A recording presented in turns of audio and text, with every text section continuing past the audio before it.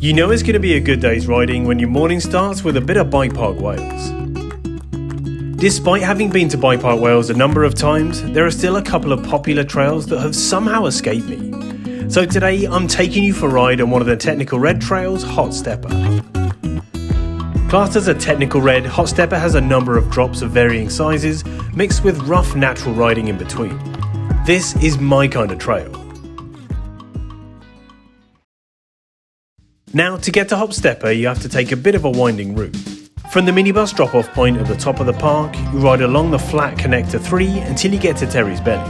You ride the first section of Terry's Belly, which brings you right out in front of Hot Stepper. From here, you drop into the upper section, before joining back onto the blue trails.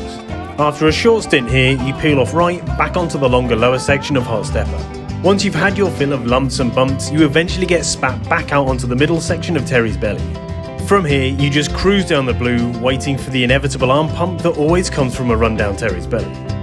So that's the route, let's give it a ride. From the trailhead, we dropped into the twisting flow of Terry's Belly, a great section for a warm-up.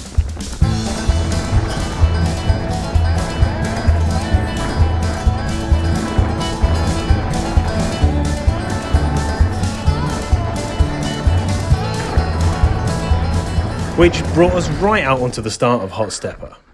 So with our suspension step from stun to kill, we dropped in. From the first drop, you have a couple more small kickers in relatively quick succession. Then this two-tier drop, which was actually more awkward than it looks. Of course, the GoPro effect is in full swing on this trail. Watching the footage back, it almost makes the trail look flat.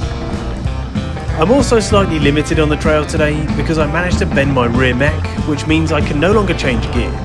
I've effectively changed my Enduro bike into a single speed. Not ideal for those last minute bursts of speed, but great practice for reading the trail and looking to maximise the gradient wherever possible. But this trail isn't really about just speed, it's more about having fun on the features. Once you've wiggled your way down through the trees riding all of the smaller drops, you soon get to the first serious drop. Like any drop, as long as you've got the speed, it's no problem. A piece of cake. But soon after that, you set yourself up for the bigger drop. And I opted for the line on the left that goes from the top. Here we go. Yes. Awesome fun. I should say that this section of rock has a number of easier lines if you don't fancy doing the big drop. Joining onto Terry's Belly, you get to enjoy a short bit of smooth flow trail before dropping straight back into Hot Stepper again. I find this lower section is the more technical of the two halves. There are no big sort of drop sections as such, but the trail is a bit more challenging and there are more drops just thrown into the mix of general riding. I find that if you maintain your speed through the sections, you can manage most of these drops without breaking a sweat.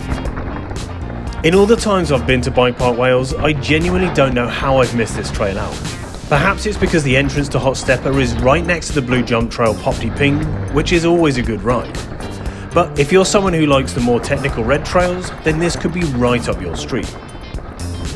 So for a technical trail, I found this a lot easier than other technical reds like route manoeuvres, but way more sustained than trails like Surfing Bird. In total, Hot Stepper is 1.6 kilometers long, which actually makes it one of the longer red trails here too. Although it is split into two sections with a bit of blue in between for a short rest. This is great. To be honest, I really enjoyed this trail. It's not as fast or steep as some of the trails that you can ride, but it has more than enough to keep you interested. It's a good after lunch trail, when you've had the morning to dial in your riding, but you're feeling a bit sluggish after that burger and chips.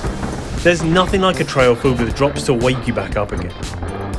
But don't let that fool you into thinking that this trail is a breeze, because you can easily get caught out on the features here.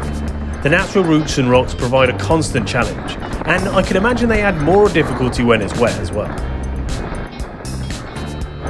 As you start to come out of the woods, you leave the natural rocky trail behind you and it's replaced by smooth hard-packed gravel. This is where the trail turns from technical to flow. It's a bit of a shame that they couldn't have added a couple more small drops or features to this part of the trail just to make it a bit more exciting, but I'm really nitpicking here because from top to bottom this trail is a lot of fun. Yes, my arms and legs feel like they've been riding a galloping horse for the last 10 minutes, but that's just a sign of a trail worth riding. Here we go, into Terry's belly. So there we have it. As we join back onto the blue, this marks the halfway point of Terry's belly, so there's nothing else to do apart from enjoy the flow all the way back to the uplift. I have to say, after being on a slower technical trail, it felt like a real treat being able to ride something so smooth and flowy. So as we follow Joe down the rest of Terry's belly, it's time for me to say goodbye. Thanks for watching the video. I'm excited to hear your thoughts in the comments. Remember to give the video a like and subscribe to the channel for more action, and I'll see you next time.